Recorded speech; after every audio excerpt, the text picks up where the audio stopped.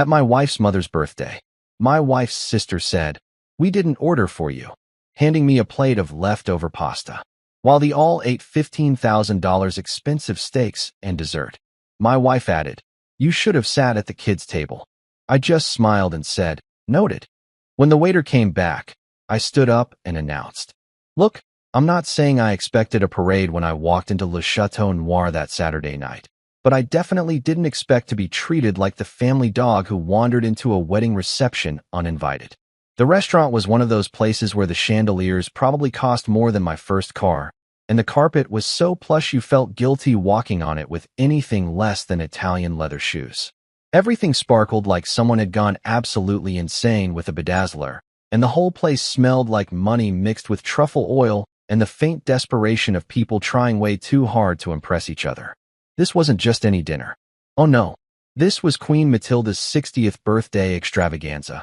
And by Queen Matilda, I mean my mother-in-law, who genuinely believed she deserved a crown for surviving 6 decades without developing a personality beyond judgmental. The woman had sent out invitations on actual cardstock with gold embossing, like she was announcing a royal coronation instead of admitting she was officially old enough for AARP membership.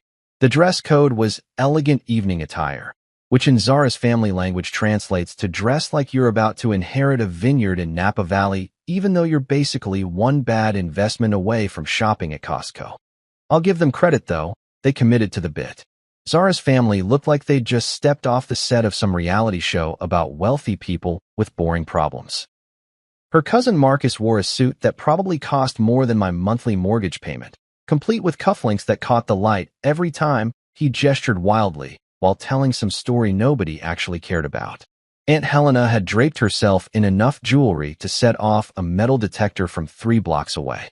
And don't even get me started on Uncle Richard, who showed up in a purple velvet blazer like he was auditioning for a spot in a 1970s funk band, but got lost and ended up at a birthday dinner instead. The whole scene was basically Crazy Rich Relatives, the dinner theater edition, and I was apparently cast as the comic relief nobody wanted. I'd walked in feeling pretty decent about myself, honestly. I'd worn my good suit, the navy one that Zara hadn't openly mocked in at least 6 months, and I'd even splurged on a fresh haircut earlier that week. I thought maybe, just maybe, tonight would be different. Maybe they'd finally see me as part of the family instead of that guy who somehow tricked their precious Zara into marrying down. Spoiler alert, I was wrong. So wrong. The seating arrangement should have been my first clue. Everyone else had these elegant place cards with calligraphy so fancy it looked like the letters were doing gymnastics. Mine looked like it had been written with a Sharpie by someone's left hand during an earthquake. It was also positioned at the far end of the table, right next to the swinging kitchen doors, which meant I got to enjoy the ambience of stressed-out waiters rushing past me every 45 seconds like I was sitting in the employee break room. But the real kicker came when the food arrived. Picture this.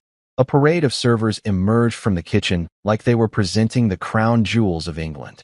Each plate was a work of art, literally garnished with what I'm pretty sure was edible gold leaf, because apparently regular food isn't fancy enough when you're celebrating being old and judgy. The steaks were imported from some Japanese cow that probably had a better life than most humans, complete with a daily massage routine and a pension plan. I'd heard Matilda bragging earlier that each cut cost about $15,000, which honestly seemed excessive for something you were just going to digest. And, well, you know the rest. Everyone oohed and awed as their plates were set down with the kind of reverence usually reserved for newborn babies or championship trophies. Bianca, Zara's sister and my personal nemesis in designer heels, was practically drooling over her steak like it was going to solve all her problems. Her husband Todd, or as I like to call him, the human Rolex advertisement, was already sawing into his meat with the kind of aggressive enthusiasm that suggested he was compensating for something. And then there was my plate. Bianca herself delivered it, which should have been my second clue that something was deeply, cosmically wrong with this situation. She glided over with this smile that didn't reach her eyes, the kind of smile sharks probably practice before they eat seals, and she slid a plate in front of me with all the ceremony of someone tossing table scraps to a stray cat. It was pasta. Cold, leftover pasta. The kind that had clearly been sitting in someone's fridge for at least 3 days. Judging by the way the sauce had congealed into this sad, orangish film that made me question every life choice that had led me to this exact moment. There were a few limp pieces of what might have once been basil on top, now brown and wilted like they'd given up on life entirely. A single, lonely cherry tomato sat in the corner of the plate like it was trying to escape. "We didn't order for you," Bianca said, her voice dripping with so much fake sweetness I could practically feel my pancreas shutting down in protest. She tilted her head like a confused puppy, except puppies are actually cute and don't make you want to flip tables. "I hope you don't mind. We figured you wouldn't want us spending too much money on your meal anyway. You're always talking about being practical and budgeting and all that boring accountant stuff." Around me, the sound of knives cutting through butter-soft steak filled the air like some kind of culinary symphony designed specifically to mock my existence. Everyone was too busy enjoying their $15,000 cow to even acknowledge the absolute war crime that had just been committed against basic human decency right in front of them. Zara, my darling wife, the woman I'd pledged to love and cherish through sickness and health, leaned over from her spot 2 seats away. She'd positioned herself strategically between her mother and Bianca, forming some kind of holy trinity of judgment. Her lips curled into this smirk that I'd seen before, usually right before she said something designed to cut me down to size in front of her family. "You should have sat at the kids' table," she said, loud enough for everyone within a 5-table radius to hear. A few people actually chuckled, like it was the punchline to a joke I hadn't realized I was part of. "At least they're eating chicken fingers. Probably more your speed anyway, right, honey?" The honey at the end was particularly brutal. It's like when someone says, "bless your heart," in the South. Everyone knows it actually means, "you're an idiot and I feel sorry for you." I looked down at my sad plate of depression pasta. Then I looked at their steaks, still steaming slightly, probably imported on a private jet and hand-delivered by someone with a better job than me. I looked at Bianca's face, all smug satisfaction and designer makeup. I looked at Zara, who was already turning back to her conversation with her mother, completely dismissing me like I was background noise. And you know what? Something inside me clicked. I picked up my glass of water, because of course they hadn't even bothered to pour me wine, and I took a long, slow sip. The ice clinked against the glass in the sudden silence that had fallen over our end of the table, everyone waiting to see if I'd finally crack, if I'd finally give them the dramatic meltdown they'd been poking me toward for the past 3 years. I set the glass down carefully. I smiled. Not a fake smile, not a forced smile, but one of those genuine, peaceful smiles that probably scared them more than any tantrum could have. "Noted," I said simply. That's it. One word. But in husband language, in that secret code that develops after years of swallowing your pride and biting your tongue. Noted means something very specific. It means, I'm about to professionally destroy your entire dinner party while maintaining perfect etiquette. It means, you just made a mistake you don't even know you made yet. It means, game on. Bianca's smirk faltered for just a second. Just one tiny second. But I saw it. And that's when I knew tonight was going to be interesting.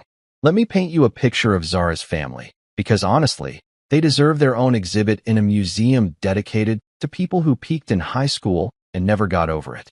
These people didn't just look down on me. They had it professionally mounted and framed like it was their greatest achievement. I'm talking years of casual cruelty disguised as family banter, the kind of stuff that would make a therapist rub their hands together and whisper job security under their breath. Zara's mother, Matilda, and yes, she genuinely preferred to be called Queen Matilda at family gatherings, which should tell you everything you need to know about her grip on reality, had made it her personal mission since day one to remind everyone within earshot that her daughter had settled. That was her favorite word. Settled. Like I was some kind of clearance item she'd found in the bargain bin at Target, marked down twice, and still not worth the purchase. Zara could have married an architect. Matilda loved to announce at random intervals, usually during holiday dinners or any moment when there was a lull in conversation and she felt the need to fill it with passive-aggressive disappointment. She had 3 architects interested in her, you know? 3. One of them designed that new performing arts center downtown, the one that won awards. But no, she chose accounting. She always said accounting the way most people say root canal or jury duty, with this mix of disgust and resignation, like she was describing a particularly aggressive form of mold. Never mind that architects and accountants make roughly the same salary, or that the award-winning architect she loved to bring up was currently going through his second divorce and living in his mother's basement. Facts didn't matter in Matilda's carefully constructed narrative where I was the villain who stole her daughter's chance at greatness. The rest of the family had taken their cues from her and run with it like it was an Olympic sport. Bianca, Zara's younger sister and the human embodiment of that girl, TikTok you've ever wanted to throw your phone over, had somehow convinced herself that she was a businesswoman because she ran a catering company that mostly relied on Matilda's country club friends feeling obligated to hire her. She showed up to every family event with her husband Todd, who wore more Rolexes than he had actual personality traits. I'm serious. The man had a different watch for every day of the week, and he'd find ways to work them into conversation like they were his children. Oh, this, Todd would say, literally any time someone made the mistake of making eye contact with him. This is the Submariner. Got it in Switzerland. You know, they only make a certain number each year. There's actually a waiting list, but I have a guy. He always had a guy. For watches, for cars, for restaurant reservations, for opinions nobody asked for. Todd collected guys the way normal people collect refrigerator magnets. Bianca loved to corner me at these events and deliver what she probably thought were subtle digs, but were actually about as subtle as a brick through a window. Mason, sweetie, are you still doing people's taxes? That must be so fulfilling. I mean, I couldn't imagine spending all day with numbers and spreadsheets, but someone has to do it, right? The world needs worker bees, not just queen bees like us. Then she'd laugh this high-pitched laugh that sounded like a car alarm having an existential crisis. But honestly, Bianca wasn't even the worst of them. That honor belonged to Dean, Zara's older brother, who had the unique distinction of being both incredibly rich and incredibly stupid, which is a dangerous combination that usually results in a reality TV show or a scandal involving a yacht. Dean had inherited some money from Matilda's side of the family and promptly decided this made him a financial genius, despite the fact that his biggest investment strategy seemed to be buy expensive things and hope they make me look important. He drove a Maserati he couldn't actually afford the maintenance on, lived in a penthouse apartment that was mostly financed by credit cards, and wore suits that cost more than my monthly grocery budget, but somehow still managed to make him look like a kid playing dress-up in his dad's closet. The absolute worst part about Dean was his complete lack of social awareness. This man once asked me, in front of the entire family at Thanksgiving dinner, if I paid rent per room or per corner. Everyone laughed. Even Zara giggled a little bit before catching herself and squeezing my hand under the table like that somehow made up for not defending me. No, seriously though, Dean had continued, because he was the kind of person who never knew when to stop talking. Like, do apartments that small even have separate rooms? Or is it just one big space where your bed is also your kitchen table? I've always wondered how poor people maximize their square footage. He'd said, poor people, like he was a National Geographic narrator describing an exotic species he'd only read about in textbooks. Never mind that I was sitting right there. Never mind that poor people included like 90% of the actual population. Dean existed in this bubble where anyone who wasn't actively hemorrhaging money on unnecessary luxury items was basically living in a cardboard box. For 3 years, I'd taken this abuse. 3 years of smiling through family dinners where I was the punchline to jokes I didn't find funny. 3 years of Zara promising me it would get better, that they just needed time to warm up to me, that this was just how her family showed affection. 3 years of being introduced to her parents' friends as Zara's husband. He's in accounting, with that same apologetic tone you'd use to explain why you showed up to a party in cargo shorts. I'd ignored the comments about my car, a reliable Honda Civic that Dean once referred to as cute, like a toy car for adults. I'd ignored the jokes about my clothes, my job, my apartment before we got married, my taste in literally everything. I'd smiled and nodded and played the role of the good-natured guy who could take a joke, even when those jokes felt less like comedy and more like death by 1,000 paper cuts. But here's the thing they didn't know, the absolutely delicious thing that I'd been sitting on for the past 6 months like a dragon hoarding the world's most satisfying secret. I wasn't actually just some boring accountant who did people's taxes from a cubicle. I was the CFO of Meridian Holdings, a private equity firm that specialized in acquiring and managing high-end hospitality properties. We owned restaurants, hotels, event spaces, basically anywhere rich people went to spend money while pretending they weren't worried about their portfolios. It was a job I'd worked my ass off to get, climbing the ladder from junior analyst to senior manager to, finally, chief financial officer. I'd earned it through late nights, smart decisions, and actually understanding how money worked instead of just throwing it at problems and hoping for the best. And Le Chateau Noir? This gorgeous, overpriced restaurant where we were currently sitting, where Matilda had insisted on having her birthday dinner because it was exclusive and sophisticated and required reservations 6 months in advance. Yeah, we'd acquired it 3 months ago. Technically, this entire birthday dinner was happening in a restaurant that was under my company's management umbrella. The tables they were sitting at? My payroll maintained them. The waiters serving their $15,000 steaks? Their salaries ran through accounts I personally oversaw. The chandelier Matilda kept pointing at and cooing over? I'd literally approved the budget for its restoration last month. They had no idea. None of them. Zara knew I'd gotten a promotion. I told her I was moving up at work, but she'd been so disinterested in the details that she'd never bothered to ask what exactly my new position entailed. She just knew it came with a bigger paycheck, which meant she could upgrade her handbag collection without me complaining about the credit card bill. As I sat there pushing around my pathetic leftover pasta, watching them all stuff their faces with premium beef and congratulate themselves on being born into the right family, I felt something shift inside me. It wasn't anger exactly. It was more like clarity. Crystal clear, high definition, 4K clarity about exactly what I needed to do.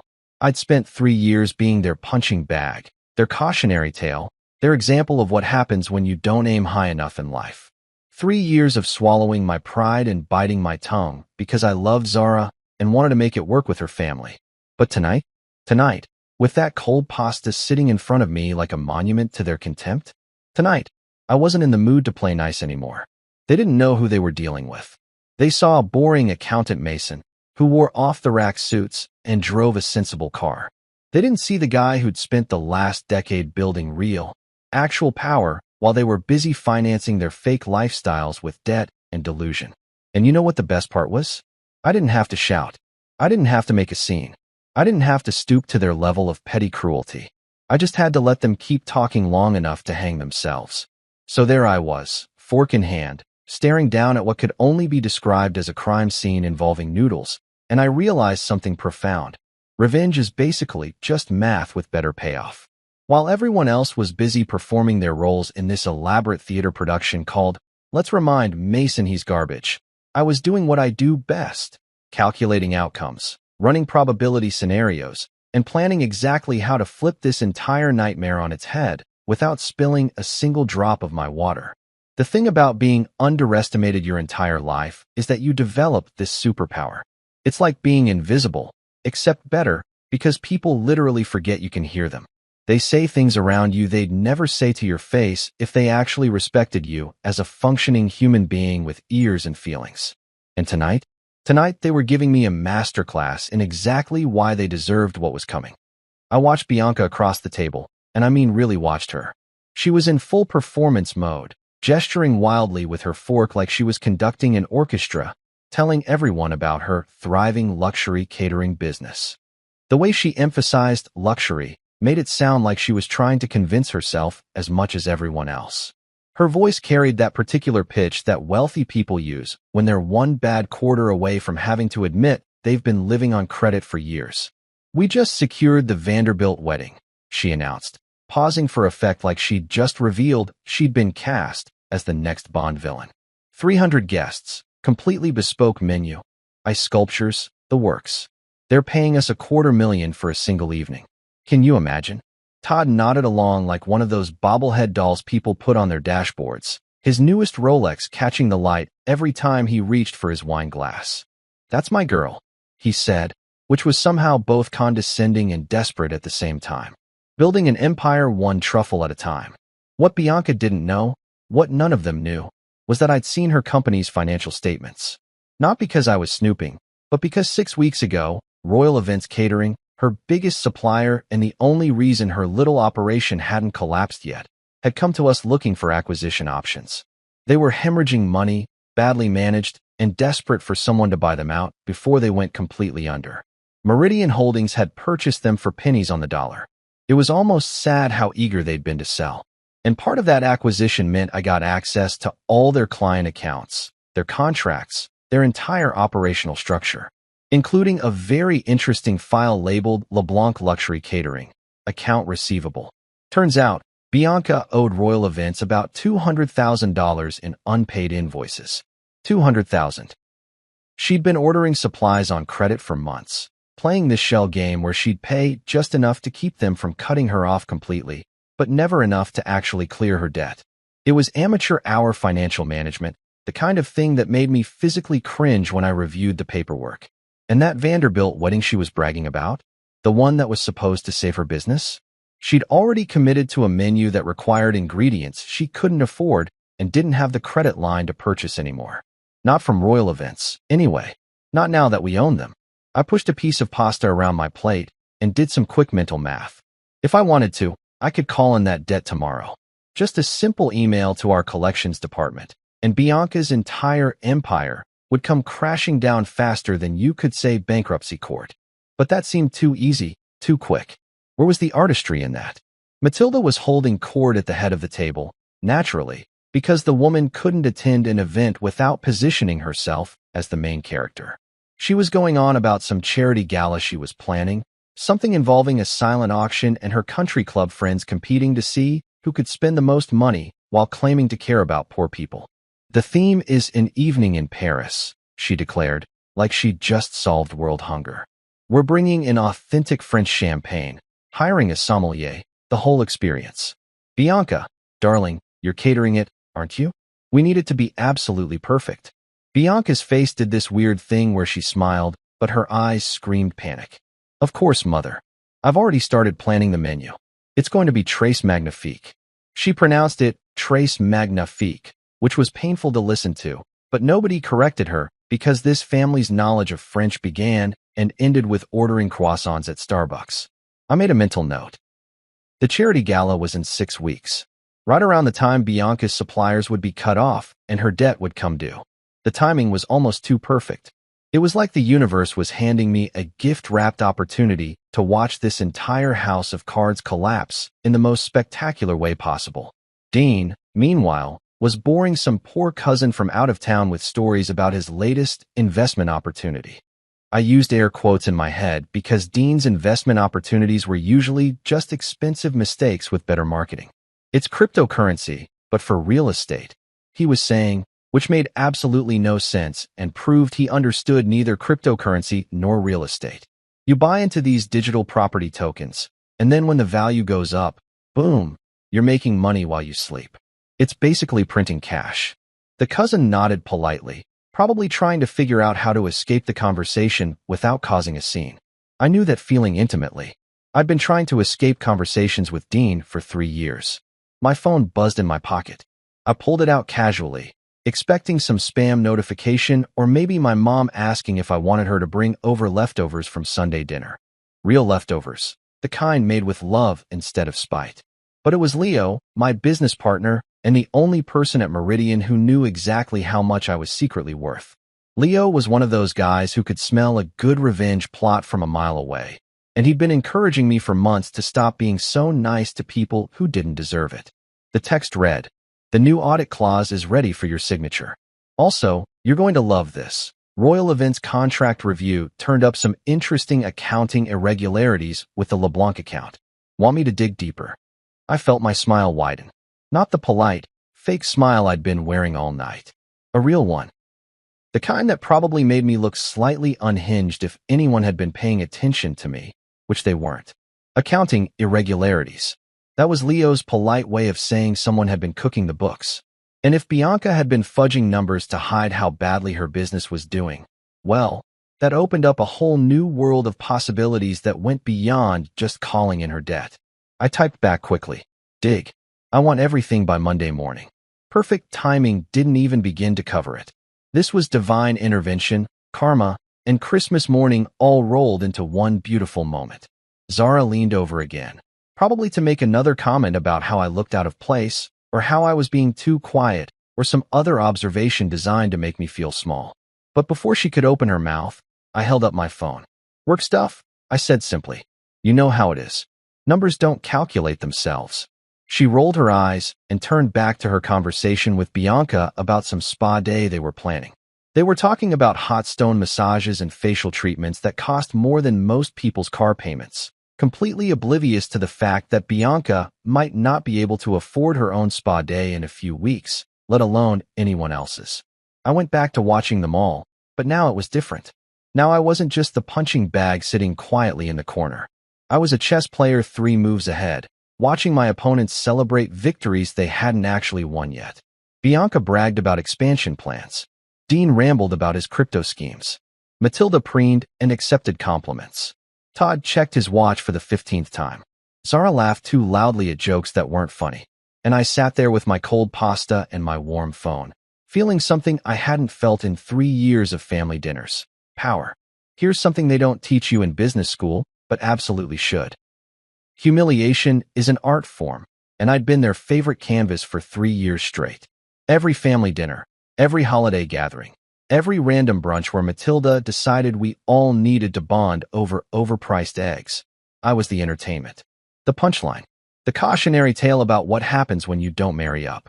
But here's what art critics never tell you. Sometimes the canvas fights back. See, while they'd been busy perfecting their technique of making me feel like garbage, I'd been doing something revolutionary. Something they couldn't even comprehend because it required actual work instead of just inherited money and delusions of grandeur. I'd been building power. Real, tangible, shut your mouth and sit down kind of power. The silent kind that doesn't need to announce itself at dinner parties because it's too busy actually making moves. Zara used to mock me constantly about my relationship with money. I'd walked into the living room, smiled at her drunk friends who immediately went quiet like kids caught talking about their teacher, and said, "That's because I don't negotiate with emotional terrorists." The room went silent. Zara's face had turned this interesting shade of red that suggested I'd crossed some invisible line by defending myself in my own apartment. Her friends had exchanged those looks that said, "Yikes, trouble in paradise," and I'd simply grabbed my water from the kitchen and gone back to my office. But I'd meant it. Money is emotional for most people. They spend it to feel better, to impress others, to fill some void that probably requires therapy instead of a shopping spree. Me? I treated it like the tool it was. Cold, calculated, strategic. And those strategies had been paying off. Literally. While Dean was buying Maseratis he couldn't afford, and Bianca was playing pretend CEO with a catering company held together by unpaid invoices and prayer, I'd been quietly building a portfolio of investments that would make their heads spin if they knew about it. Shell corporations, holding companies, strategic acquisitions, the kind of boring financial stuff they'd never bother to understand because it didn't come with a logo you could show off. One of those holdings was Emerald Ventures LLC, a company I'd structured specifically to acquire distressed hospitality businesses. And wouldn't you know it, about 8 weeks ago, Emerald had purchased Royal Events Catering for about 60 cents on the dollar. They'd been desperate to sell, drowning in debt, and we'd swooped in like financial vultures with checkbooks. Royal Events was Bianca's lifeline. Her entire business model depended on them.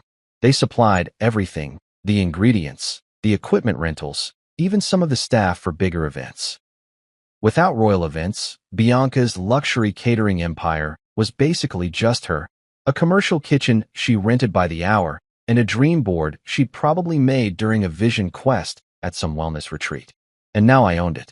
Well, technically Emerald Ventures owned it, and Meridian Holdings had a controlling interest in Emerald Ventures, and I was the CFO of Meridian Holdings. So by the transitive property of corporate structure that they'd never understand, I essentially controlled the company that controlled Bianca's entire future.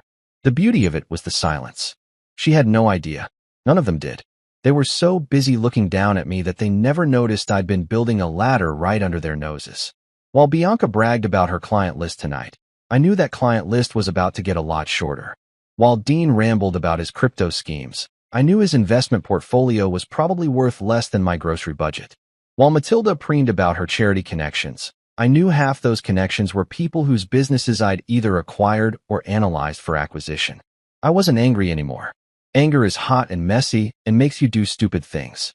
What I felt was colder, clearer. It was the feeling you get when you've finally decided to stop playing defense and go on offense. When you realize you're not stuck in their game. You're just letting them think they're winning while you rewrite the rules. Zara had once told me during an argument that I needed to be more ambitious, like her family. She'd actually said that. Like watching Dean finance a lifestyle he couldn't afford, or Bianca pretend her way through running a business was somehow the blueprint for success. I told her then that ambition without strategy is just expensive failure with better lighting. She hadn't understood, but she would. They all would. Because tonight, sitting here with my sad pasta and my quiet calculations, I decided something important. I was done being the family joke. Done being the one they pitted and mocked and treated like an embarrassing relative they had to tolerate. It was time for them to see exactly who they'd been underestimating all these years. And the best part? They were going to destroy themselves. I just had to give them enough rope and watch them braid it into a noose. The universe has impeccable timing sometimes, and tonight it was showing off. Just as I'd finished mentally calculating exactly how many ways I could professionally ruin everyone at this table, our waiter materialized beside me like he'd been summoned by my thoughts alone. His name was Marcus. I could see it on his name tag, and he had that particular expression that good waiters develop after years of serving wealthy people. Polite interest masking complete awareness of all the dysfunction happening around him. "How is everything this evening, sir?" Marcus asked, his eyes briefly flickering to my pasta with what I'm pretty sure was sympathy. The man had probably seen some things working at Le Chateau Noir, but even he seemed mildly horrified by the sad plate of leftovers sitting in front of me while everyone else ate, like Roman emperors at a feast. I looked up at him, and something just clicked. Maybe it was the Leo's text still burning a hole in my pocket. Maybe it was 3 years of accumulated spite finally reaching critical mass. Or maybe I was just tired of being the bigger person when nobody else at this table could even spell maturity without autocorrect. I stood up slowly, deliberately, the way you do when you're about to either propose a toast or start a fight, and people can't quite tell which one it's going to be. My chair scraped against the expensive hardwood floor, and the sound cut through the dinner conversation like a record scratch in a movie. Conversations died mid-sentence. Forks paused halfway to mouths. Even Todd stopped checking his watch, which was honestly more shocking than anything else. I picked up my water glass and tapped it gently with my fork. The crystal rang out clear and sharp, and suddenly I had everyone's attention. All eyes on Mason, the guy they'd been ignoring all night except when they needed someone to mock. The power in that moment was intoxicating. "Marcus," I said, my voice carrying across the suddenly silent table. "I'll take the private suite. The Bordeaux room, if it's available." I paused, letting that sink in. The Bordeaux room was legendary. It seated up to 20 people, had its own sommelier, and cost more to reserve than most people's monthly rent. And whatever the chef recommends for everyone here. The full experience. Wine pairings, appetizers, the works. All on me. You could have heard a pin drop. Actually, you could have heard a pin thinking about dropping and then deciding against it because the silence was that profound. Bianca was the first to break it, naturally. She snorted, actually snorted, like I'd just announced I was buying everyone a trip to Mars. "You? On you." She looked around the table for support, that mean girl smirk plastered across her face. "Mason, sweetie, this isn't Olive Garden. You can't just use unlimited breadsticks as a flex here." A few people laughed nervously. Todd grinned like Christmas had come early. Matilda raised one perfectly sculpted eyebrow, the universal gesture for "this should be entertaining." But it was Zara's reaction that really got me. My own wife, the woman who'd promised to love and cherish me, who'd stood at an altar and made vows that apparently came with an asterisk for family dinners, rolled her eyes so hard I'm surprised they didn't get stuck. "You can't even afford dessert here, Mason," she said, her voice dripping with condescension. She said it loud enough for the tables near us to hear, because public humiliation is apparently a family value in the LeBlanc household. "Let's not embarrass ourselves more than we already have tonight, okay?" I looked at her, really looked at her, and I smiled.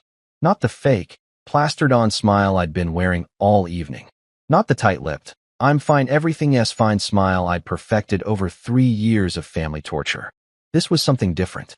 Something that probably looked peaceful on the surface, but had an undercurrent of danger running through it like an electrical wire in bathwater. "Oh, I can," I said softly, which somehow made it more effective than shouting. The whole table leaned in slightly to hear me. "In fact, you're all going to love the presentation. It comes with surprise side effects." "Like what?" Dean asked, because the man had never met a setup he didn't walk directly into. I turned to him, still smiling that dangerous smile. "Like humility, and maybe a side of perspective. Chef's specialty, apparently." Marcus, bless him, didn't even blink. Professional to his core, he just nodded smoothly and gestured toward the back of the restaurant. "Right this way, sir. I'll inform the chef immediately. Should I have the sommelier bring the reserve collection for the wine pairings?" "Please do," I said, like I ordered 5-figure dinners every Tuesday. "And Marcus, take your time with the presentation. I want everyone to really savor this." The double meaning wasn't lost on him. I caught the tiniest quirk of his lips before he resumed his professional mask. As I followed Marcus toward the private dining area, the whispers erupted behind me like I'd just announced I was running for president or joining a cult. I could hear Bianca's voice rising above the others. "Is he serious? Where did he even get that kind of money? Did he rob a bank?" Zara was frantically whispering something to her mother, probably trying to figure out if this was real or if I'd finally had a complete mental breakdown and was about to humiliate us both. Todd was already pulling out his phone, probably trying to Google how much the Bordeaux room cost, so he could calculate exactly how much I was about to waste trying to impress people who'd never respect me anyway. But here's what none of them understood. I wasn't trying to impress them. I was setting the stage, and the main act was about to begin. The walk to the back of Le Chateau Noir felt like the longest and shortest journey of my life simultaneously. Marcus led me through the main dining room, past tables full of people pretending not to stare while absolutely staring, their conversations pausing mid-sentence as we glided by. I could practically feel their curiosity burning holes in my back. Who was this guy in the decent but not designer suit commanding a private suite like he owned the place? Little did they know I basically did. The Bordeaux room was tucked away behind a set of mahogany doors that looked like they'd been imported from a French castle, which they probably had been because rich people love nothing more than eating dinner surrounded by things that used to belong to dead aristocrats. Marcus pushed them open with a flourish, and I had to admit, even knowing what to expect, the room was impressive as hell. Pure elegance didn't even begin to cover it.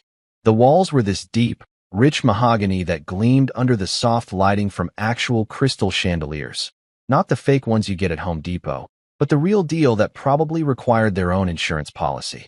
The chairs were upholstered in burgundy velvet that looked like it cost more per square inch than my first apartment's entire security deposit. Soft jazz played from hidden speakers, the kind of instrumental music that made you feel sophisticated even if you were just sitting there eating chicken nuggets. The table could easily seat 20, set with china so delicate you could probably read a newspaper through it if you held it up to the light. Each place setting had more forks than any human should reasonably need for a single meal, arranged in some mysterious order that I'm sure made sense to people who went to finishing school, but looked like a weird puzzle to normal folks. Before Marcus could launch into his prepared speech about the room's features, Eduardo appeared from a side door like a magic trick. Eduardo Martinez was the restaurant manager and, more importantly, one of my favorite people in the entire hospitality industry. We'd worked together back when I was still climbing the corporate ladder, back when I was analyzing acquisition targets, and he was running operations at a boutique hotel we'd purchased. When Meridian acquired Le Chateau Noir, I'd personally called him and offered him the manager position. Best decision I'd made in months. He was grinning at me now with that knowing look that said he'd already heard about the pasta incident and was absolutely living for whatever was about to happen next. "Mason," he said warmly, pulling me into one of those half-hug, half-handshake things that guys do when they're actually friends but don't want to seem too emotional about it. "I heard you were dining with us tonight. Why didn't you call ahead? I would have prepared something special." "You mean something more special than cold leftover pasta?" I asked, and his grin widened into something that looked almost feral. "I heard about that," Eduardo said, his accent making even his disgust sound elegant. "Maria in the kitchen is personally offended. She's been cursing in Spanish for the last 10 minutes about the disrespect of serving garbage to guests." He paused, his eyes twinkling with mischief. Though she was very pleased when she heard you were moving everyone to the Bordeaux room. She's already planning the menu. I think she wants to make a statement. Let her, I said. In fact, encourage her. I want this meal to be memorable. Eduardo's expression shifted into something more serious, though the amusement never quite left his eyes. Same tab as usual? He asked quietly, and I knew what he was really asking. We had several billing structures at Le Chateau Noir. Personal accounts, corporate accounts, investment accounts. Each one sent the bill to different places, showed up on different ledgers. Exactly, I confirmed. Bill it to the parent company, Meridian Holdings. I want this one on the official books. He nodded, understanding immediately. This wasn't just dinner. This was a statement. A line in the sand. A receipt for everyone at that table to remember. Consider it done, Eduardo said. And Mason? Thank you. This is the most entertainment I've had all month. The staff is already placing bets on how your in-laws are going to react when they realize what's happening. What's the current spread? I asked, because I couldn't resist. Maria thinks at least 2 people will cry. Jorge, the sous chef, bets someone throws a drink. I personally think your mother-in-law might actually short-circuit and start speaking in tongues. We both laughed, and for a moment I felt lighter than I had in months. This was what I'd been missing, people who actually got it. Who understood that sometimes you need to make a dramatic gesture not because you're petty, but because you're done being treated like you're worthless. I should get back out there, I said. Don't want them thinking I'm negotiating a payment plan. Go, Eduardo said, making a shooing motion. And Mason, enjoy this. You've earned it. I walked back through those mahogany doors feeling like a completely different person than the one who'd entered 30 minutes ago. The main dining room conversations had resumed, but I could still feel the eyes on me, the curiosity, the speculation. Let them wonder. Let them all wonder. My in-laws were exactly where I'd left them, though now they were in full gossip mode. Their heads were huddled together like they were planning a heist or trying to figure out if I'd had a psychotic break. The conversation died the second I came into view, everyone straightening up and trying to look casual, like they hadn't just been dissecting my financial situation and mental stability. I walked back to my seat slowly, savoring every second of their uncomfortable silence. Zara was chewing on her bottom lip, something she only did when she was genuinely worried. Good. She should be worried. Just as I reached the table, Zara couldn't help herself. She never could. He's probably asking if they accept coupons, she said to Bianca, loud enough for me to hear, but quiet enough that she could pretend she didn't mean for me to. Classic Zara. Cowardly cruelty disguised as jokes. I didn't sit down. Instead, I picked up my water glass and clinked it again, commanding their attention one more time. Every single person at that table looked up at me, and I let the moment stretch out just long enough to make them squirm. Dinner's on me, everyone, I announced, my voice carrying across the restaurant. Other tables were definitely listening now. The staff will move us to the private suite shortly. My wife says I should sit with the kids. I paused, letting Zara's face turn an interesting shade of pink. So let's make sure the grown-ups can actually see what good parenting looks like when you stop underestimating people. Even Marcus, standing a respectful distance away with a tray, couldn't quite hide his smirk. Matilda's mouth opened and closed like a fish trying to understand calculus. Dean looked confused, which was his default setting anyway. Todd was frantically Googling something on his phone, probably trying to calculate if this was real or some elaborate prank. But it was Bianca's face that I enjoyed most. That confident smirk had vanished completely, replaced by something that looked almost like fear, like she was just starting to realize that maybe, just maybe, she'd been underestimating the wrong person. Shall we? I gestured toward the mahogany doors, every inch the gracious host they'd never believed I could be. The show was just getting started. Moving a party of 15 people from one dining area to another in a high-end restaurant is apparently choreographed like a military operation, and watching my in-laws try to maintain their dignity during the transition was better than anything Netflix could have streamed. They shuffled through the restaurant like a parade of confused peacocks, trying to look like they'd totally expected this turn of events, while also clearly having no idea what the hell was happening or how I was pulling it off. Matilda led the procession with her chin held so high she was practically looking at the ceiling, determined to act like private dining rooms were something she did every Tuesday. Dean kept looking around like he was trying to figure out if this was all an elaborate prank show and cameras were about to pop out from behind the wine racks. Todd had his phone out, probably cross-referencing Le Chateau Noir's prices with his mental calculation of my supposed bank account and coming up with an error message. But Zara? My darling wife was doing this thing where she smiled at other diners as we passed, like she was graciously accepting their invisible applause, while simultaneously shooting me these confused looks that screamed, "What is happening, and how are you affording this? And please don't embarrass me more than you already have." Too late for that last one, sweetheart. Once everyone was settled into the Bordeaux room, and I mean settled, because it took Matilda approximately 10 minutes to decide which seat gave her the best angle to be photographed for Instagram, the real magic began. Eduardo had outdone himself. The man understood assignment at a molecular level. The doors swung open, and a parade of servers emerged like they were presenting the crown jewels to royalty. And honestly, considering what this meal was about to cost, we might as well have been eating actual jewels. Each server moved with that synchronized precision you only get from people who've been trained to treat food like it's a religious experience. The first course arrived on plates that probably cost more than my monthly car payment. We're talking about appetizers that looked like tiny edible sculptures, seared scallops arranged like flower petals, some kind of foam that I'm pretty sure was made from champagne and dreams, garnishes so delicate they looked like they'd been placed by a surgeon with OCD. The kind of food that makes you almost feel guilty eating it because it's too pretty to destroy. Then came the main event. If the steaks they'd been eating in the main dining room were impressive, these were legendary. Maria had clearly taken my request for memorable and translated it to make them weep with joy and also regret.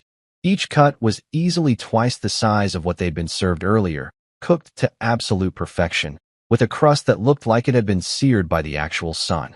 They were plated with roasted vegetables that had probably been individually interviewed before being selected, and some kind of sauce that the server described in French that I didn't understand, but sounded expensive as hell. The wine, oh man, the wine. The sommelier brought out bottles that didn't have prices on the menu because if you had to ask, you couldn't afford it. We're talking vintages older than some of the people at the table, wines that had been aging in cellars in France since before I was born, just waiting for this exact moment to make my in-laws question everything they thought they knew about their broke son-in-law. Bianca's face was absolutely priceless. Her eyes had gone so wide I was worried they might actually fall out of her head and roll across the table. She was gawking at her plate like it had just performed a magic trick, her mouth slightly open in this expression of shock and awe that I wished I could have captured on video and made my phone's wallpaper. This is Michelin level, she stammered, and I noticed her hands were actually shaking slightly as she picked up her fork. The confidence, the smugness, the casual cruelty, all of it had evaporated like water on a hot pan. "Mason, how did you? Where did you?" "Connections," I said simply, cutting into my own steak with the casual ease of someone who definitely had not been served leftover pasta an hour ago. The meat was so tender it practically melted under my knife. "You could say I've got a few. You know how it is in my line of work. You meet people, build relationships, do favors. Eventually, those favors get returned." I took a bite and made a show of savoring it, because petty is an art form and I was painting a masterpiece. "This is incredible. Maria really outdid herself. That's the head chef, by the way. We go way back. She takes it personally when guests aren't treated properly, so when I told her about the pasta situation, well, let's just say she wanted to make a statement about proper hospitality." The table had gone quiet again, but it was a different kind of quiet than before. This wasn't the smug silence of people enjoying watching someone squirm. This was the uncomfortable silence of people realizing they might have severely miscalculated something important. Zara was doing that thing where she tried to recover social situations through sheer force of will. She leaned toward me, her voice low but still carrying because the woman had never mastered the concept of an actual whisper. "You didn't have to show off like this, Mason. It's a bit much, don't you think?" I turned to her slowly, fork poised midair, and smiled. God, I was getting good at that smile. The one that looked friendly but had teeth behind it. "I'm not showing off," I said, loud enough for everyone to hear because if she couldn't whisper properly, neither would I. "I'm just upgrading the table. You know, the one you said I didn't belong at? Turns out I can set a pretty good table myself when I'm not being served leftovers like a stray dog someone felt sorry for." You could have heard a pin drop. Actually, you could have heard a pin thinking about dropping, deciding against it, and then leaving to find a less awkward room to drop in. Matilda looked like she was trying to solve a complex equation in her head, and all the numbers kept turning into question marks. Dean had stopped eating entirely, his fork frozen halfway to his mouth, a piece of perfectly cooked beef just hanging there while his brain tried to process this new reality. But the best part, the absolute cherry on top of this satisfaction sundae, was the kids' table. Yeah, there were actually kids at this dinner, Zara's cousin's children who'd been relegated to a smaller table in the corner because children under 12 apparently couldn't be trusted around Matilda's birthday celebration. They'd been served chicken fingers and fries, which honestly seemed like the better deal until now. When the servers brought out dessert, my moment of true victory arrived. Chocolate lava cake, the real deal, where the chocolate literally flows out like volcanic glory when you cut into it. Each cake was topped with gold leaf because Eduardo had apparently decided to go full dramatic, served with vanilla bean ice cream that was probably made from beans hand-picked by monks in Madagascar or something equally ridiculous. The kids absolutely lost their minds. I heard one of them, little Sophie, I think her name was, actually squeal with delight. They'd been stuck eating basic kids' menu food while the adults feasted, and now they were getting the royal treatment. I caught Eduardo's eye and nodded toward the kids' table. He understood immediately, the beautiful man. Within minutes, servers were bringing identical lava cakes to the children, complete with extra ice cream and sparklers that made the whole thing look like a birthday cake explosion. The kids erupted in cheers. Actual, genuine, joyful cheers. Sophie started chanting, "Uncle Mason! Uncle Mason!" Even though she barely knew me, and the other kids joined in like I'd just announced they were all going to Disneyland. I walked over to their table, grabbed one of the dessert plates, and brought it back to my nephew Tyler, the only one of Zara's relatives under 18 who'd ever been nice to me. The kid was 8 and had once told me my Honda Civic was actually pretty cool because it looks like a spaceship if you squint. "Here, champ," I said, sliding the plate in front of him. "Always remember, don't ever treat anyone like leftovers. People remember that stuff. And when you grow up, be the kind of person who shares the good dessert." Tyler looked up at me with chocolate already smeared on his face and grinned. "Uncle Mason, you're so funny." I winked at him. "No, buddy, I'm fed up. There's a difference." When I turned back to the adult table, every single person was staring at me like I'd just performed a miracle or possibly committed a crime. It was hard to tell which they found more disturbing, that I could afford this, that I'd orchestrated it so perfectly, or that the children liked me more than they liked any of them. Probably all three. Dessert was winding down, chocolate smears on plates like abstract art, and I could see the adults at the table starting to do that mental math people do when an expensive meal is coming to an end. You know the look, that subtle anxiety that creeps across faces when everyone's trying to figure out how to split a bill that probably costs more than a used car. Except tonight, there was an added layer of confusion because nobody could quite figure out how I was planning to pay for any of this. Todd kept glancing at his watch, then at me, then back at his watch, like the time display might suddenly reveal my secret. Dean was doing this thing where he pretended to be relaxed, but his leg was bouncing under the table hard enough that I could feel the vibrations. Even Matilda, who prided herself on never showing weakness or concern, had this tiny crease between her eyebrows that suggested her brain was working overtime, trying to solve the puzzle of how her loser son-in-law had just dropped what was probably a 5-figure dinner tab without breaking a sweat. Bianca had been unusually quiet for the last 20 minutes, which was alarming because the woman normally couldn't go 20 seconds without reminding everyone in a 5-mile radius about her business acumen or her luxury lifestyle or whatever new accomplishment she'd invented that day.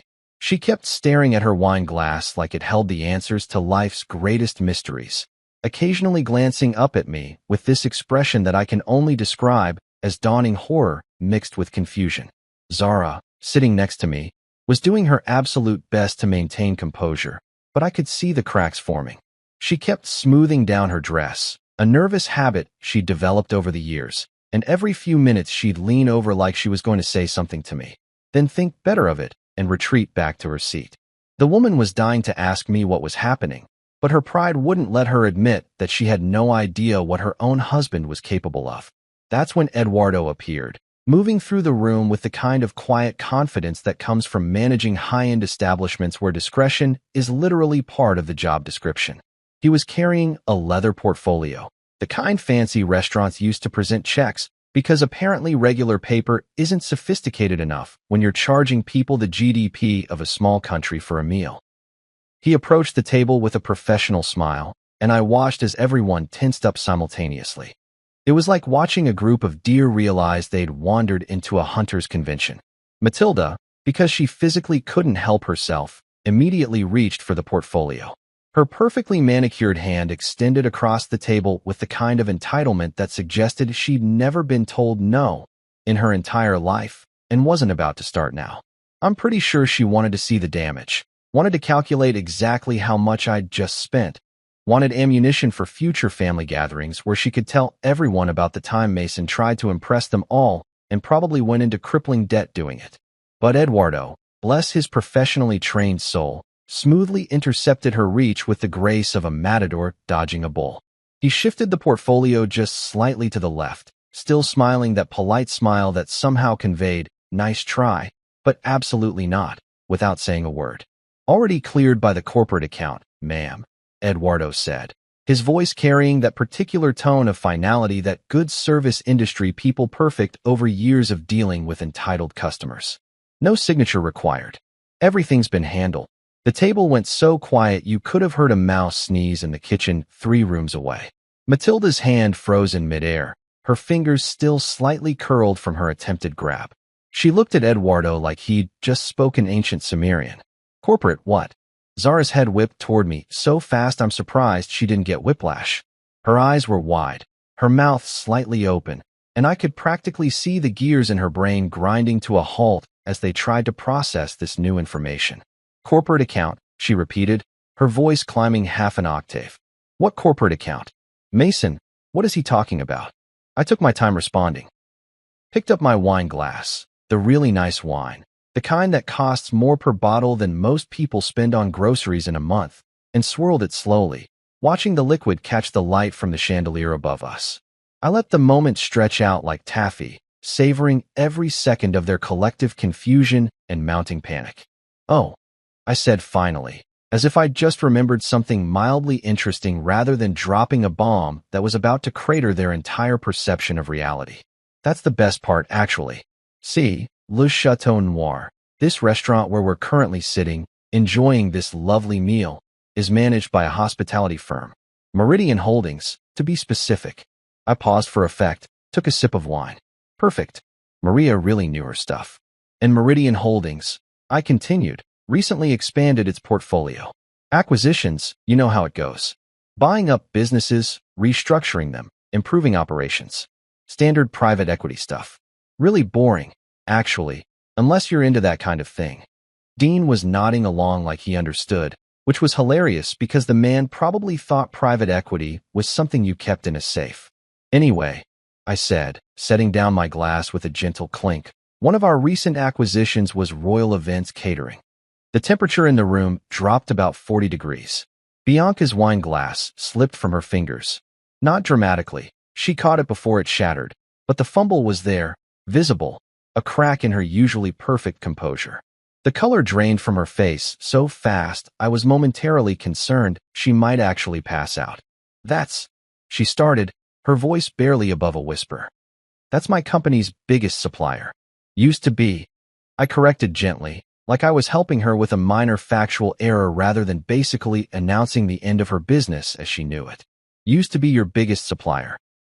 See, when we took over Royal Events, we did what any responsible financial institution does. We conducted a thorough audit of all their accounts. Due diligence. Standard procedure." Todd had gone completely still, his fork hovering in the air like it had forgotten its purpose in life. His face had taken on this grayish tinge that suggested his fancy Rolex wasn't helping him tell time anymore, just marking the seconds until his wife's business empire collapsed. "And during that audit," I continued, because I was on a roll and there was no stopping this train now, "we found some interesting discrepancies. Accounting irregularities, if you want to use the technical term. Unpaid invoices stretching back months. Creative bookkeeping. The kind of thing that makes CFOs very nervous and lawyers very excited. Bianca made this sound. Not quite a gasp, not quite a whimper, somewhere in between. Her husband had set down his fork entirely now and was gripping the edge of the table like he was on a boat in rough seas. Now, normally, I said, leaning back in my chair with the casual ease of someone who absolutely held all the cards, we'd work with vendors to sort out these issues. Payment plans, restructuring, that kind of thing. But given the extent of the, let's call them creative accounting practices, and the total amount owed, which I believe is somewhere in the neighborhood of $200,000, we've had to make some difficult business decisions. 200,000. I let that number hang in the air like smoke. Matilda's mouth had fallen completely open. She was staring at Bianca with an expression that combined horror, disappointment, and the dawning realization that her daughter's successful luxury catering business was actually a house of cards held together with unpaid invoices and pure delusion. You, Matilda started, then stopped. Started again. You sabotaged your own family? Your own sister-in-law? What kind of monster? I didn't sabotage anyone. I interrupted, my voice still calm, still pleasant, still absolutely done with their nonsense. Bianca sabotaged herself when she decided to run a business on credit she couldn't pay back. I just stopped enabling it. There's a difference. I turned to Bianca directly, and for a moment I almost felt bad. Almost. Then I remembered the pasta, and the years of condescension, and the casual cruelty disguised as family bonding. You spent 3 years treating me like I didn't understand business, I said quietly. Like I was just some boring accountant who couldn't possibly comprehend your entrepreneurial genius. But here's the thing, Bianca, I understand business perfectly. I understand it well enough to know that what you were doing wasn't business at all. It was a very expensive fantasy funded by other people's money. The silence that followed was deafening. If silence could shatter glass, the Bordeaux room would have looked like a crime scene. Nobody moved. Nobody spoke. Even the soft jazz playing in the background seemed to get quieter, like the music itself was uncomfortable being a witness to this family's complete implosion. It was the kind of silence that comes right before something catastrophic happens, a tsunami, an earthquake, or in this case, my wife losing her absolute mind. Zara's voice cut through the quiet like a chainsaw through butter. You're petty, she hissed, and I do mean hissed, like she'd transformed into some kind of angry snake that wore designer clothes and had a credit score hanging on by a thread. Her face had gone from pale to red so fast I was genuinely concerned about her blood pressure. This is the most petty, vindictive, absolutely insane thing you've ever done, Mason. What is wrong with you? I turned to look at my wife, the woman I'd married 3 years ago when I still believed love could conquer family dysfunction and basic human decency, and I felt nothing but tired amusement. Not anger. Not hurt. Just this profound sense of clarity that comes when you finally stop pretending everything's fine when it's very clearly not. Correction, I said, holding up one finger like a professor making an important point. I'm professionally petty. There's a difference. Regular petty is slashing someone's tires or posting vague Facebook statuses. Professional petty is using legitimate business practices and legal financial instruments to prove a point while maintaining complete ethical integrity. It's petty with paperwork, if you will. Dean, who'd been silent through most of this disaster, suddenly found his voice. You can't just destroy someone's business because your feelings got hurt over dinner. That's psychotic. Feelings. I laughed, and even I was surprised by how genuine it sounded. Dean, buddy, this has nothing to do with feelings. This is about basic financial responsibility and the natural consequences of poor business decisions. Bianca's company has been operating in the red for months, possibly years. She's been using Royal Events credit line like her personal piggy bank, ordering supplies she couldn't pay for, and hoping nobody would notice or care. That's not feelings, that's fraud. Bianca finally found enough oxygen to speak, though her voice came out strangled and desperate. You don't understand. The business needed time to grow. I was building something. You can't just pull the rug out from under. Actually, I can, I interrupted, reaching into my jacket pocket. And I brought receipts. Literally. From my inside pocket, I pulled out a folder. Manila. Boring. The kind of folder that accountants and lawyers use when they're about to ruin your whole day. I prepared it this morning, printed everything out at the office, organized it with little tabs and everything, because if you're going to destroy someone's financial security, you might as well be thorough about it. I slid the folder across the table toward Bianca with the casual ease of someone passing the salt. It stopped right in front of her plate, which still had half a chocolate lava cake on it. The dessert seemed obscene now, a monument to excess in the face of impending financial ruin. Go ahead, I said. Open it. I think you'll find it very educational. Bianca's hands were shaking as she reached for the folder. Todd leaned in close, his face already pale, probably running calculations in his head about how this was going to affect their lifestyle, their social standing, his precious watch collection. The folder contained everything. And I mean everything. Copies of invoices with overdue stamped in red across them. Spreadsheets showing months of unpaid bills. Email correspondence between Royal Events and Bianca's company, getting progressively more desperate as the debt mounted. Bank statements, redacted appropriately, because I'm not a complete monster, showing negative balances and bounced checks. A summary of her debt that I'd personally compiled, broken down by category, with charts and graphs because presentation matters. The crown jewel, though, was the list of contracts. Current clients that Royal Events supplied for, including several major ones that had clauses requiring vendors to maintain certain financial standards. Contracts that would be null and void once those clients found out about the debt situation, including, and this was my favorite part, the Vanderbilt wedding she'd been bragging about all night. Bianca's face went through about 17 different colors as she flipped through the pages, none of them healthy. Todd had one hand over his mouth like he was physically trying to keep himself from throwing up.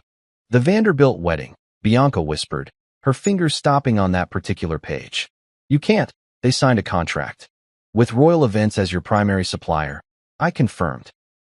And Royal Events' new ownership has decided, after reviewing the outstanding debt and the account history, that we can no longer extend credit to your company, which means you can't fulfill that contract. Which means, if I'm reading the fine print correctly, you're liable for breach of contract. That's going to be expensive, though probably not as expensive as the $200,000 you already owe. Her hand flew to her mouth. A sob escaped, quickly stifled, but it was there. Real tears started forming in her eyes, and part of me, a very small part that still remembered when she used to be almost nice to me before she decided I wasn't worth basic human respect, almost felt guilty. Almost. You might want to review all of that before your accountant does. I continued, my voice still maddeningly calm. Oh wait. I paused for dramatic effect, because I'd earned this moment. He works for me now. Small world, isn't it? Jerry came over to Meridian Holdings about 2 months ago. Better benefits package, better salary, and he gets to work on actual professional accounts instead of trying to make your creative mathematics look legitimate on paper. That did it. Bianca made this sound that was half sob, half scream, pushed back from the table with enough force that her chair screeched against the floor, and basically fled from the room. Todd scrambled after her, nearly tripping over his own feet, his multiple Rolexes jangling like some kind of expensive wind chimes marking the rhythm of their exit. The silence that followed their departure was somehow even worse than before. Matilda had been watching this entire exchange with increasing horror, her perfectly composed face finally cracking to show actual emotion underneath. Her lips were pressed into a thin line, her hands gripping her napkin so hard her knuckles had gone white. When she finally spoke, her voice was cold enough to flash freeze nitrogen. You ruined her, she said, each word precise and sharp as a scalpel. You deliberately, systematically ruined your own family member. Your wife's sister. Over what? Hurt feelings? Wounded pride? A plate of pasta? I looked at Matilda, really looked at her, and saw exactly what I'd been dealing with for 3 years. A woman so convinced of her own superiority, so certain that her family's wealth and status made them untouchable, that she couldn't comprehend the basic concept of consequences. I didn't ruin Bianca, I said, and my voice was steel wrapped in velvet. Bianca ruined herself by running a fraudulent business operation and treating people like they were beneath her. I just stopped paying for her mistakes. There's a difference. Semantics. Matilda spat. You're destroying this family. No. I countered, standing up slowly, deliberately. I'm just refusing to be the foundation you all stand on while you kick me. You can't build an empire on someone's back and then act surprised when they eventually stand up. Zara grabbed my arm, her nails digging in through my jacket sleeve. Her face was a mess of emotions. Anger, confusion, fear, and something that might have been realization finally dawning. Mason, stop. Just stop. You've made your point, okay? You're not the poor loser we all thought you were. Congratulations. Can we go home and talk about this like adults? I looked down at her hand on my arm, then up at her face. Like adults. I repeated slowly. Zara, adults don't serve their family members leftover pasta while everyone else eats steak. Adults don't mock their spouses in public. Adults don't spend 3 years treating someone like they're lucky to be tolerated instead of loved. I gently removed her hand from my arm. You wanted to see what I was capable of, I said quietly. You wanted to know if I had any backbone, any power, anything that made me worth respecting. Well, now you know. I bought the table you tried to push me away from. And you know what the really sad part is? I didn't do any of this because I wanted to hurt you.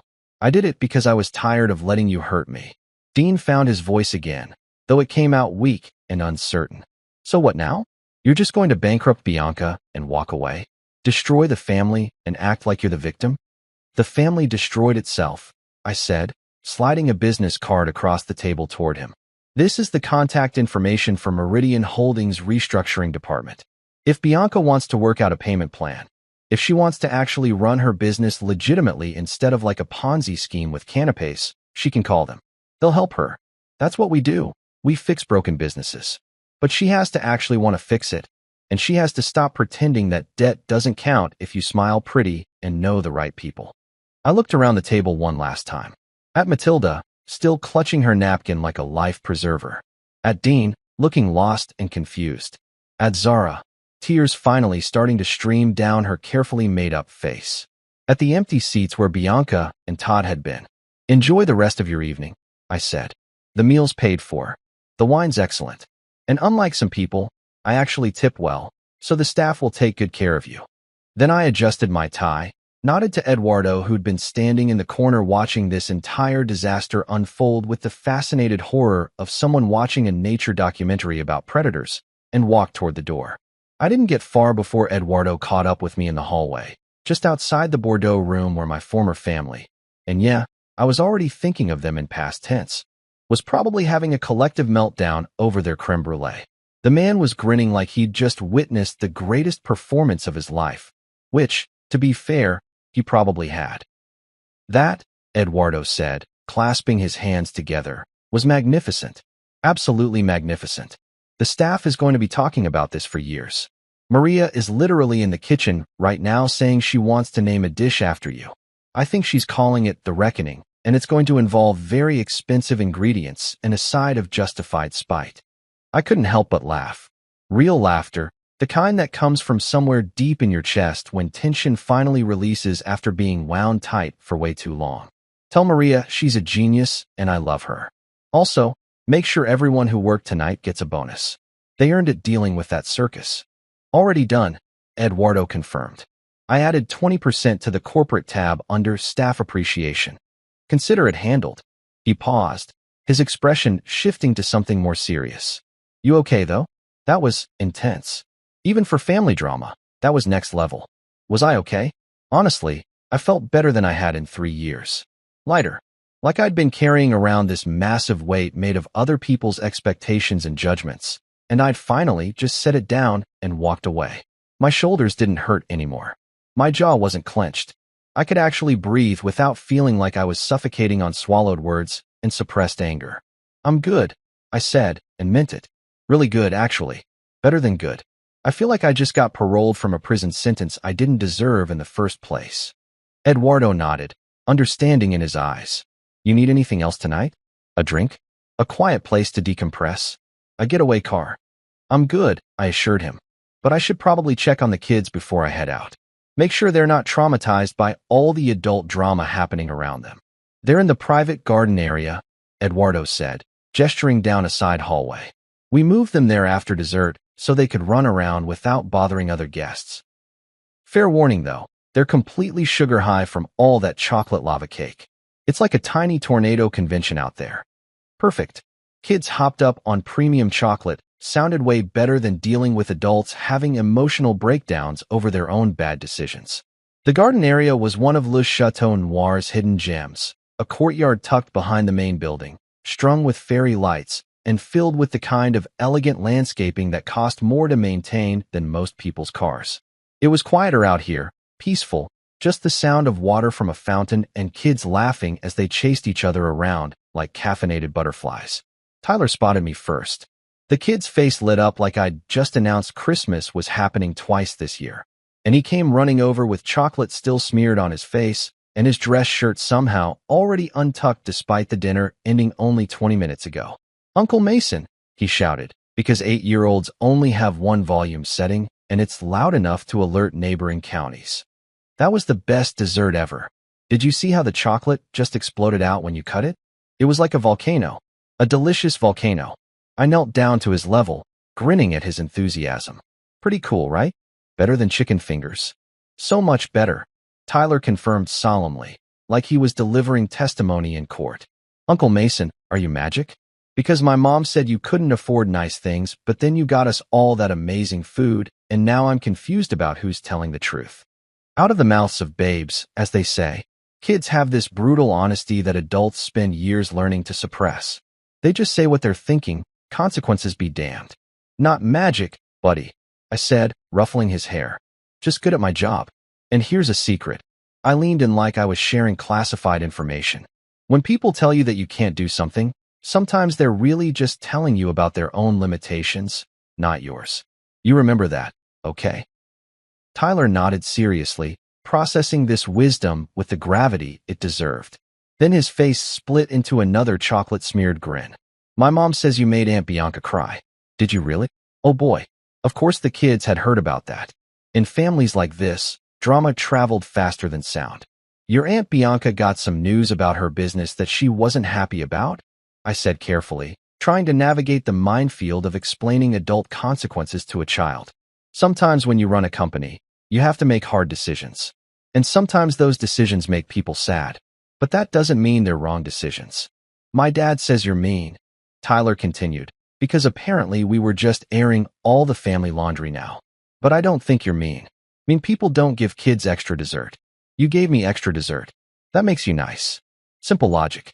Beautiful, uncomplicated, 8-year-old logic that cut through all the corporate speak and family politics and just got to the heart of things. I'd shown kindness to the kids, therefore I wasn't the villain. If only the adults could think that clearly. "Thanks, champ," I said, genuinely touched. "You're a good kid. Don't ever let anyone treat you like you don't matter, okay? And definitely don't ever treat other people like they don't matter.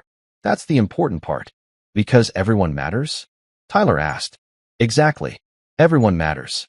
Even the boring accountants." Tyler laughed like I'd told the funniest joke in the world, then ran off to rejoin his cousins who were trying to catch fireflies near the fountain. I stood up, brushing off my knees, and that's when I heard her voice behind me. That was quite a speech. Zara. Of course. The woman had radar for dramatic moments she could insert herself into. I turned around slowly. She was standing in the garden doorway, still in her designer dress that probably cost more than my first car, mascara slightly smeared from crying, looking both furious and lost at the same time. Her arms were crossed defensively, but her posture was all wrong. Slumped shoulders, uncertain stance. This wasn't the confident woman who'd mocked me an hour ago. This was someone whose entire worldview had just been forcibly rearranged. "We need to talk," she said, and her voice cracked slightly on the last word. "Do we?" I asked, not unkindly, just genuinely curious about what she thought there was left to say. "Mason, you destroyed my sister's business. You humiliated my entire family. You made my mother look foolish in front of everyone. And you did it all so coldly, so calculated, like you'd been planning this for months." 6 months, actually. I corrected, because accuracy matters. "Well, technically 3 years if you count all the times I took notes on how your family treated me and decided that eventually there would be consequences." "This isn't you," Zara insisted, taking a step closer. "The Mason I married wouldn't do something like this. He wouldn't be this cruel, this vindictive." I looked at my wife who'd sat there and watched her sister serve me leftover pasta, who'd told me I should sit at the kids' table, who'd spent 3 years allowing her family to treat me like I was lucky they tolerated my existence. and I felt a profound sense of sadness mixed with relief. You're right, I said quietly. The Mason you married wouldn't have done this. But that Mason doesn't exist anymore. You know why? Because that Mason kept thinking that if he just stayed quiet enough, worked hard enough, proved himself enough, eventually your family would see his worth. That Mason was an idiot. So you planned this whole revenge scheme? Over what, pasta? Hurt pride. Over basic human dignity, I corrected. Over 3 years of being treated like I was worthless. Over watching you sit there time and time again and say nothing while your family mocked me. Over being served leftovers at a birthday dinner like I was a stray dog they were doing a favor by feeding. It wasn't about the pasta, Zara. It was about what the pasta represented, your entire family's contempt for me, and your complicity in it. She opened her mouth to argue, then closed it. Opened it again. I didn't think it was that bad. That's the problem, I said. You didn't think it was bad at all. You thought it was normal. Acceptable. Just how your family is. But here's the thing about being someone's partner. You're supposed to have their back. You're supposed to defend them. You're supposed to make it clear that disrespecting your spouse isn't acceptable, even if it's coming from your own family. Especially if it's coming from your own family. Zara's eyes filled with tears again, but I couldn't tell if they were tears of genuine remorse or just tears of someone upset that their comfortable situation had been disrupted. What happens now? She asked, her voice small. I thought about that question. Really thought about it. What had happened now? Did I go home to our apartment and pretend this dinner hadn't been a turning point? Did I try to rebuild a marriage that might have been built on shaky ground from the start? Did I give her another chance to prove she could choose me over her family's toxic dynamics? Honestly, I said, I don't know, but I know that I'm done apologizing for existing. I'm done making myself smaller so other people can feel bigger. I'm done being the joke at family dinners. If you can't respect me, if your family can't respect me, then maybe we need to rethink what we're doing here. Before she could respond, Tyler came running back over, completely oblivious to the heavy conversation happening. Uncle Mason, Sophie says fireflies aren't actually made of fire, but I think she's wrong. Can you tell her? I smiled at him, grateful for the interruption. Sophie's right, buddy. They're bioluminescent. It's a chemical reaction, not actual fire. Way cooler than fire, actually, because it doesn't burn anything. Whoa. Tyler breathed, his mind appropriately blown. I turned back to Zara one last time. You know what the real difference is between your family and me? They think you can order respect from a menu, that it comes automatically with money and status and the right last name. But respect? You can't buy it. You can't inherit it. You have to earn it. And sweetheart. I paused, letting the word hang there with all its bitter irony. Your family never earned mine. Then I reached into my wallet, pulled out a crisp $100 bill, and handed it to Tyler. Take all your cousins for ice cream on the way home, okay? The real good stuff. Life's too short for cheap dessert.